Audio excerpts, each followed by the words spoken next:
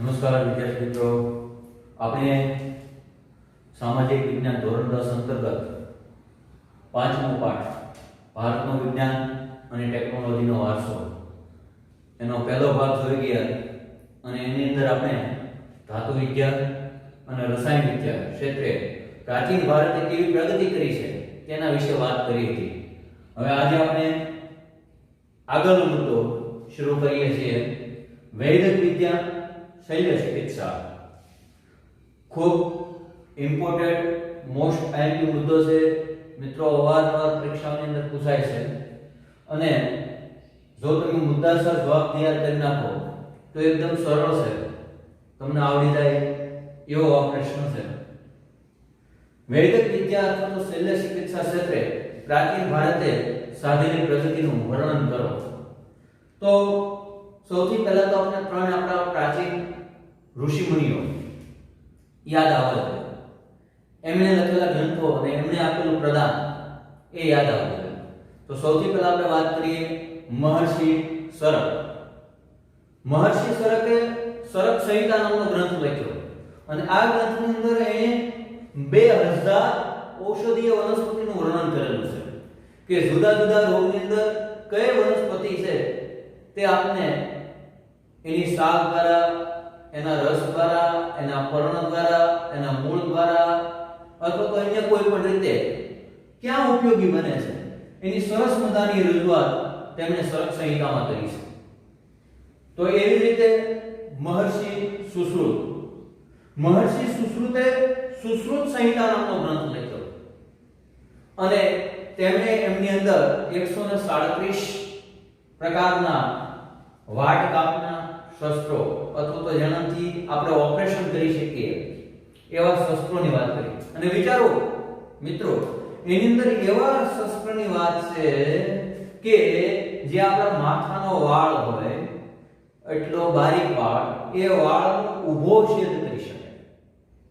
આડા તો આપણે ગમે એટલા છેદ કરી શકીએ, કાપી શકીએ, પણ ઊભો છેદ કરી શકે આવી વાટ કાપના શસ્ત્રોની વાત તેમણે સુશ્રુત સંહિતાની અંદર કરેલી છે. તો મહર્ષિ વાઘભટ્ટ કે જેમણે બે ગ્રંથો લખેલા છે, એક વાઘભટ્ટ સંહિતા અને બીજો અષ્ટાંગ હૃદય. આજનો કોઈ પણ વૈદ હોય, કોઈ પણ ડોક્ટર હોય, એમના માટે આ ત્રણેય ગ્રંથો ખૂબ મહત્વના છે. કારણ કે ત્રણેય ગ્રંથોની અંદર એટલી માહિતી આપેલી છે કે કોઈ પણ ડોક્ટર માટે પૂરતી છે. હવે તમે વિચારો, સામાન્ય રીતે કે આપણે સારાથી 20 થી 30 વનસ્પતિના નામ આવડે, જ્યારે એની સામે 2000 ઔષધીય વનસ્પતિનું વર્ણન કરેલું છે. તો આ આપણા માટે ખૂબ જ મહત્વની અને ગૌરવશાળી બાબત છે. એના વિશે આપણે વાત કરીએ આ મુદ્દાની અંદર, શલ્ય ચિકિત્સાની અંદર. તો પ્રાચીન ભારતનું જે હિન્દુ ઔષધ શાસ્ત્ર છે તે માત્ર કોઈ એક બાબતનું વર્ણન નથી કરતું. તે ખનિજને લગતા ઔષધિ હોય, વનસ્પતિને લગતી ઔષધિ હોય કે પ્રાણીને લગતી ઔષધિ હોય, આ ત્રણેયમાંથી આપણે અલગ અલગ ઔષધિઓ બનાવીએ છીએ. ખનિજમાંથી પણ ઔષધિઓ બને છે, વનસ્પતિમાંથી પણ ઔષધિઓ બને અને પ્રાણીઓની અંદર રહેલી ચરબી છે, એની લાળ છે અથવા તો અન્ય કોઈ બાબતોમાંથી પણ ઔષધિઓ બને. આ ઔષધિઓનો વિપુલ ભંડાર છે આપણું પ્રાચીન હિન્દુઓનું ઔષધ શાસ્ત્ર,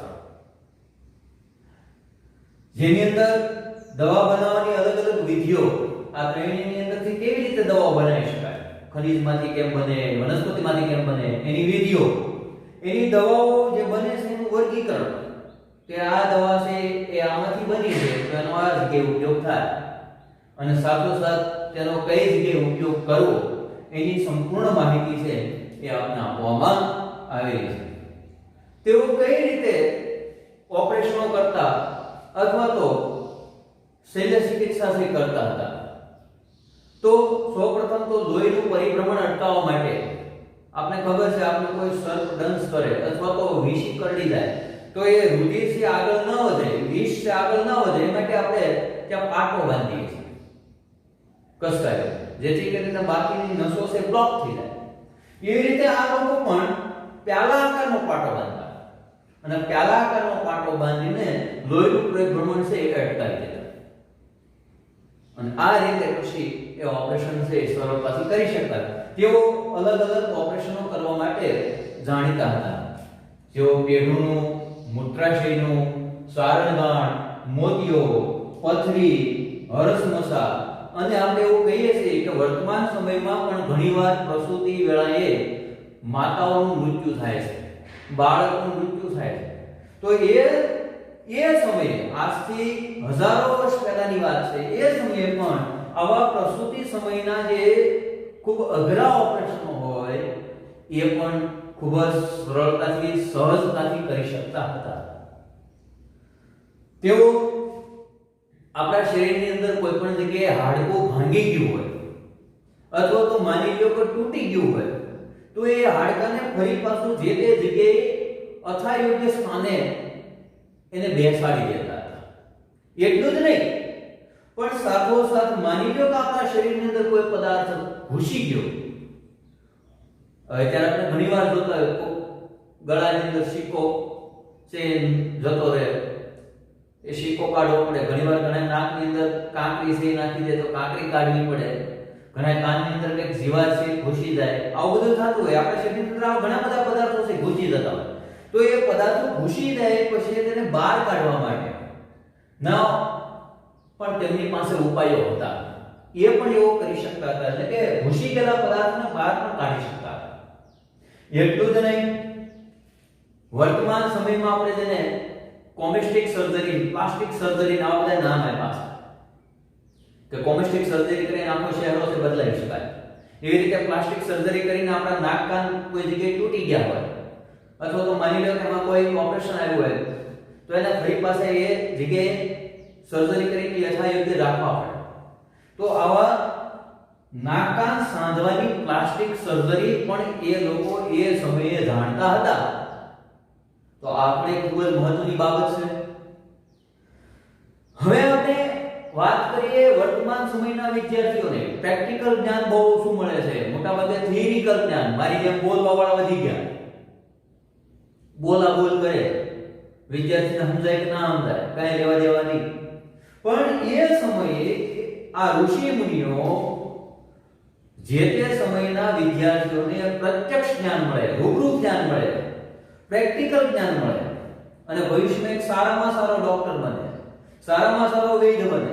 એ માટે વાડકા કરવા માટે મીણના પૂતળા, પહેલા મીણના પૂતળા બનાવી નાખે, એની અંદર બધી જ વસ્તુઓ છે એ યોગ્ય જગ્યાએ રાખે અને પ્રત્યક્ષ જ્ઞાન આપે. જો અહીંયા ગરોળ છે, અહીંયા યકૃત છે, અહીંયા સ્વાદુપિંડ છે, આવી રીતે માહિતી આપે. એટલું જ નહીં, ઘણીવાર શક્ય બને તો જે મૃતદેહ હોય, જે શવ હોય, એ શવને સ્થિરતા અને એના દ્વારા મૃત શરીર દ્વારા પણ વિદ્યાર્થીઓને જ્ઞાન આપવાનું, પ્રત્યક્ષ જ્ઞાન આપવાનું આ લોકો છે પ્રયત્ન કરતા હતા. સાથોસાથ તેઓ માત્ર ને માત્ર પુરુષોને લગતા જ રોગોના નિષ્ણાત ન હતા, સ્ત્રી રોગ અને બાળ રોગના પણ નિષ્ણાત હતા. એટલે કે એમને મટાડવા માટે પણ શું કરવું જોઈએ એમની વાત છે એ સારી રીતે જાણતા હતા.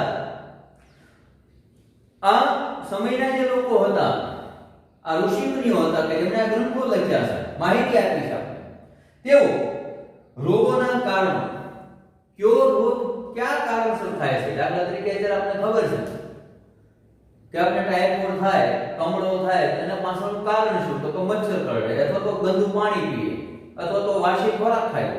તો એના કારણો, રોગ થવાથી આપણે પ્રથમ કયું લક્ષણ આવે, કયું ચિહ્ન થાય. દાખલા તરીકે અત્યારે આપણે ખબર છે કે કોરોના વાયરસ છે. કોરોના વાયરસનું પ્રથમ લક્ષણ શું? તો કોરોના વાયરસનું પ્રથમ લક્ષણ છે આપણા ગળાની અંદર બળતરા થવી, લાંબા સમય પછી આપણને શરદી, શીકો આવવી, કફ થઈ જવો અને સમય જતા આગળ જતા શ્વાસ લેવામાં તકલીફ પડે. આ બધા એના લક્ષણો છે. એવા ચિહ્નો કે કયો રોગ થશે તો કેવું ચિહ્ન જોવા મળશે એના શરીર ઉપર, એના મુખ ઉપર, એના અન્ય કોઈ પણ હાવભાવ, એના ચિહ્નો, એનું નિદાન કઈ રીતે કરવું. એ નિદાન અને રોગ મટ્યા પછી એ કેટલો સમય શું પરેજી રાખવી, એટલે એ ખૂબ મહત્વનું. દાખલા તરીકે આપણે સાજા થઈ જઈએ પછી ઘણા સમય સુધી આપણે ડોક્ટર અમુક વસ્તુ ખાવા જ ના પાડે, તો એની પાછળનું કારણ છે આ પરેજી. તો એ પણ એ લોકો છે એ આપતા હતા. તેઓ માત્ર ને માત્ર લોકોના રોગોનો જાણકાર ન હતા, તેઓ પ્રાણીઓના રોગો પાછળ પણ જાણતા હતા કે કયા પ્રાણીને કયો રોગ લાગુ પડે છે. એના માટે તેમણે ગ્રંથો પણ લખ્યા અને એની અંદર જે તે પ્રાણીને કયો રોગ ક્યારે લાગુ પડે એની માહિતી પણ આપી.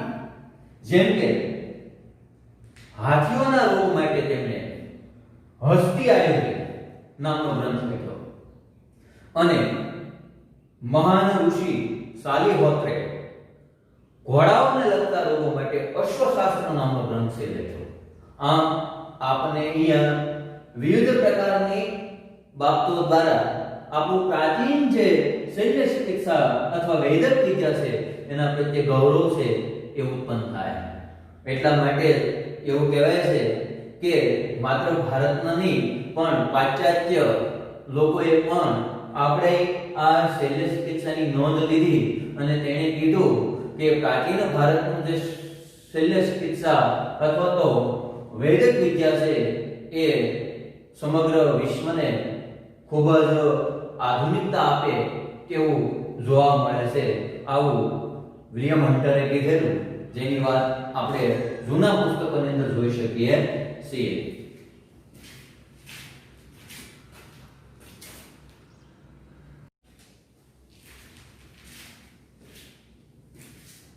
વિદ્યાર્થી મિત્રો, આપણો આગળનો મુદ્દો છે ગણિત શાસ્ત્ર.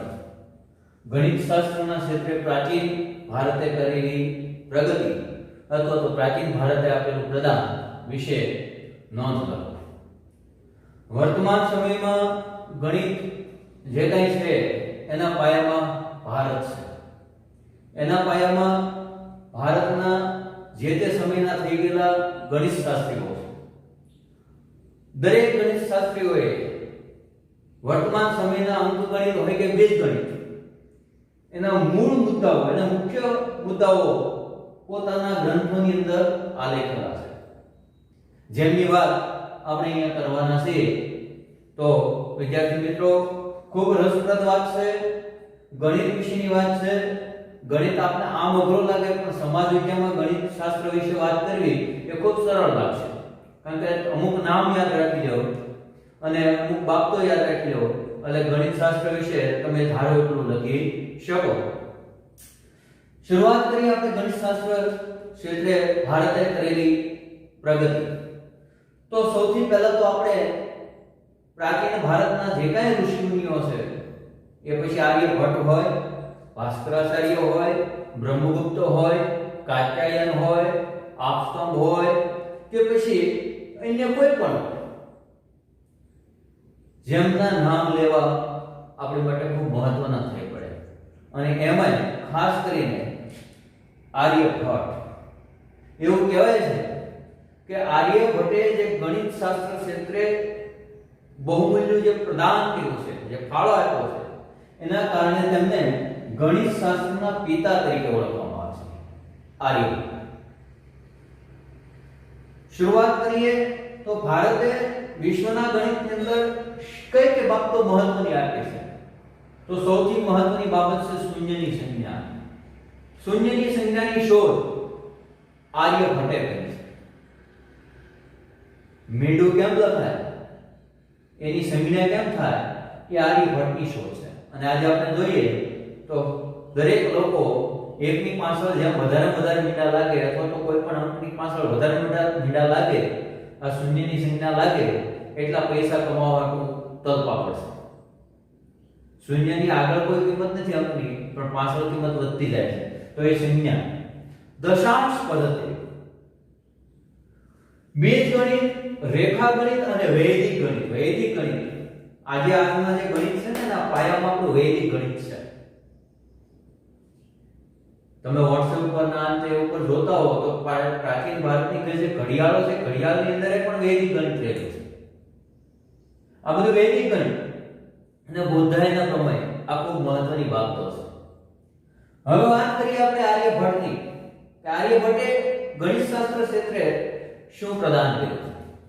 તો મેં હમણાં તમને કીધું એમ મિત્રો, શૂન્યની સંજ્ઞાની શોધ આર્યભટ્ટે. પાઈની કિંમત 22/7 એટલે કે 3.14 જેવી થાય છે. આવું સૌપ્રથમ પ્રતિપાદિત કરનાર જો કોઈ વ્યક્તિ હોય તો એ છે આર્યભટ્ટ. આર્યભટ્ટે આવું સાબિત કર્યું. કઈ રીતે સાબિત કર્યું?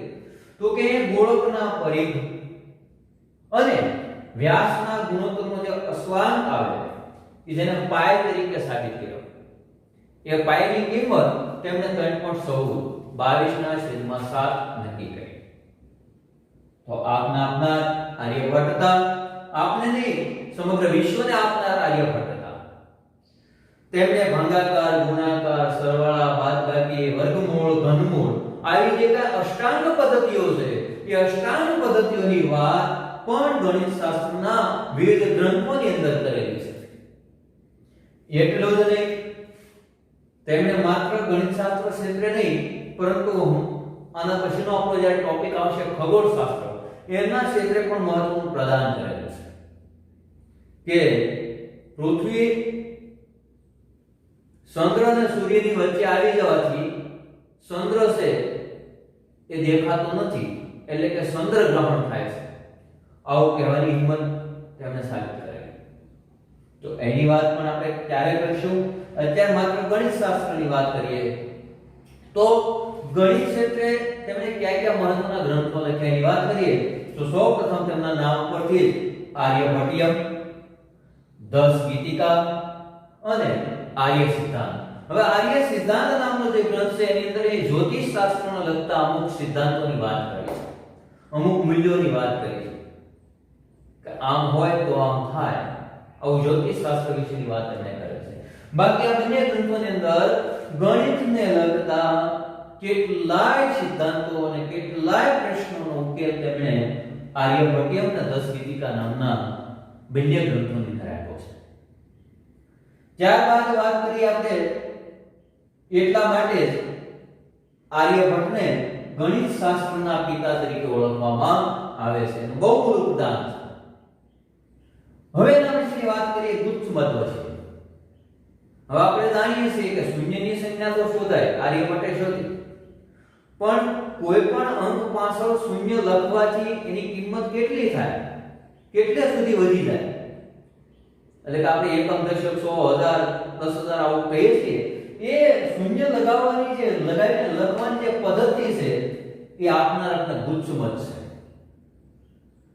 અને ગુચ્છ મતે એવું કહેવાય છે કે એકની પાછળ 53 શૂન્ય, વિચારજો મિત્રો, 53 શૂન્ય લખવી જે કઈ સંખ્યા બને એ સંખ્યાઓના નામ આપેલા છે.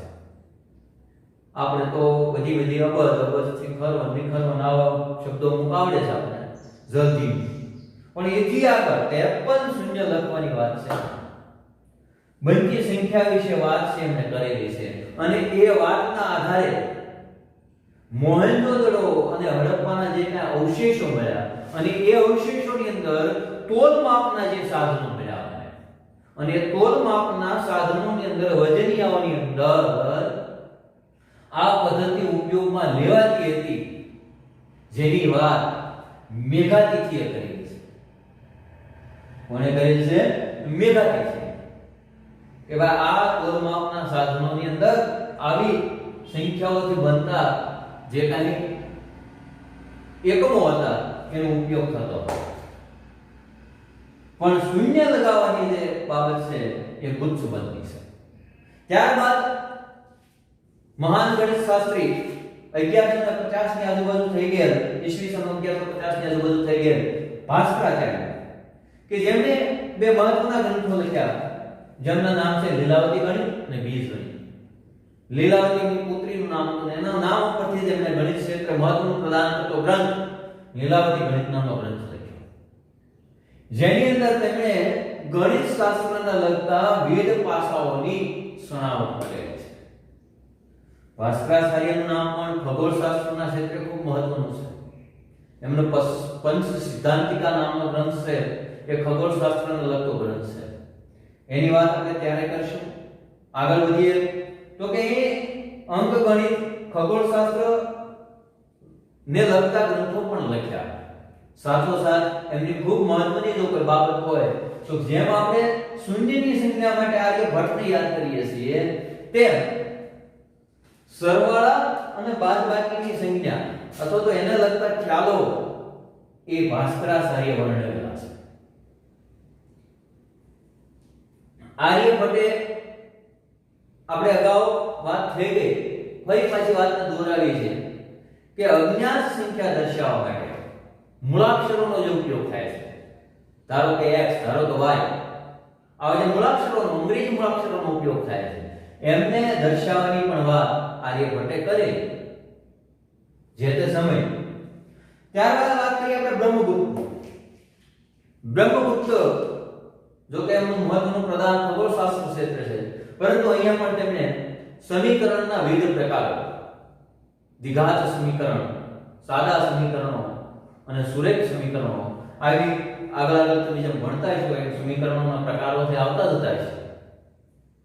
તો એ પ્રકારોની વાત, સમીકરણના પ્રકારોની વાત બ્રહ્મગુપ્તે કરેલી છે. આપસ્તંભ.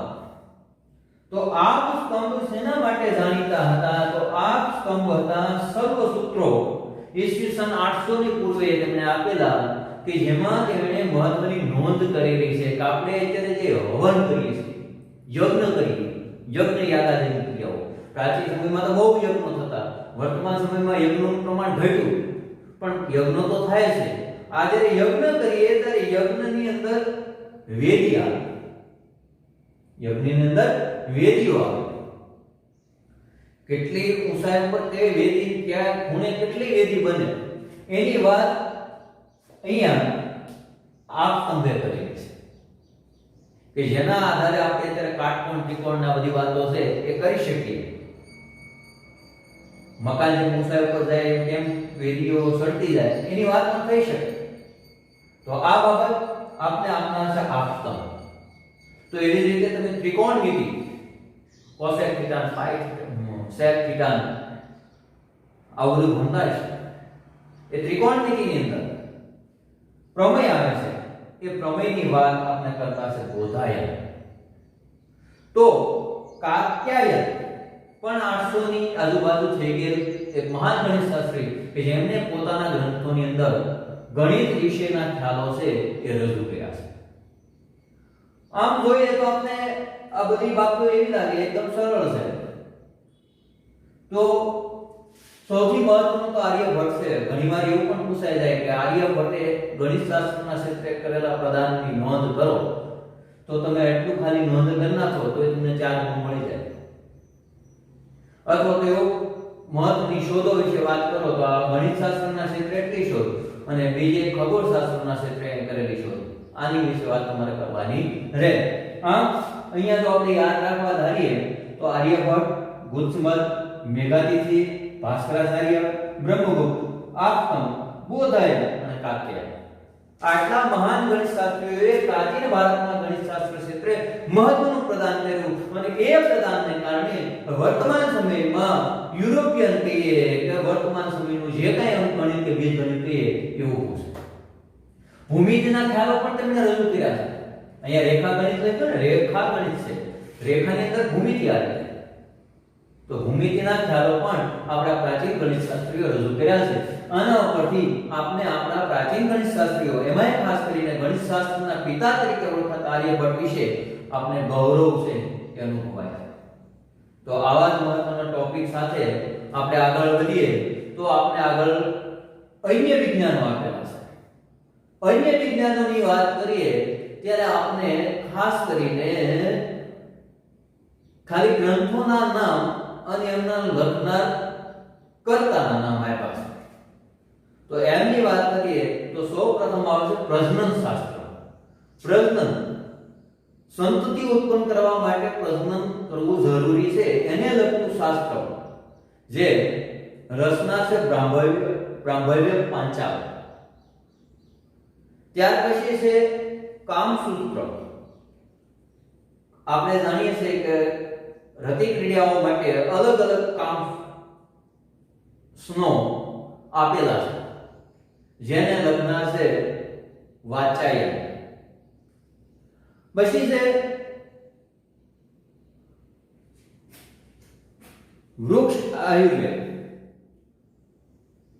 વૃક્ષ આયુર્વેદ ના રચયિતા છે મહામુનિ પારાશર, કે જેમણે વૃક્ષના અલગ અલગ આયુર્વેદની વિશેની વાત આપણે અહીંયા કરેલી છે.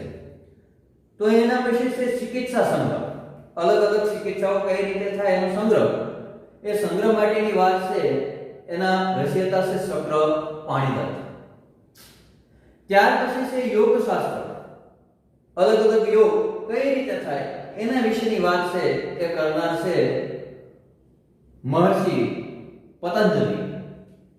ત્યાર પછી છે યંત્ર સર્વસ્વ. આ યંત્ર સર્વસ્વ નામનો ગ્રંથ છે એનો લખનાર છે મહર્ષિ ભારદ્વાજ. અને છેલ્લો ગ્રંથ છે કાલગણના, સમય ગણના કઈ રીતે કરવી એને રચયિતા છે શકમુનિ. તો આ બધા વિશેની વાત આપને અલગ અલગ ગ્રંથોની અંદર અલગ અલગ વિજ્ઞાન તરીકે આપવામાં આવી છે. હવે પછીની માહિતી, આગળનો ટોપિક આપણો ખગોળશાસ્ત્ર અને વાસ્તુશાસ્ત્રનો છે, એ નેક્સ્ટ મુદ્દામાં વાત કરીશું.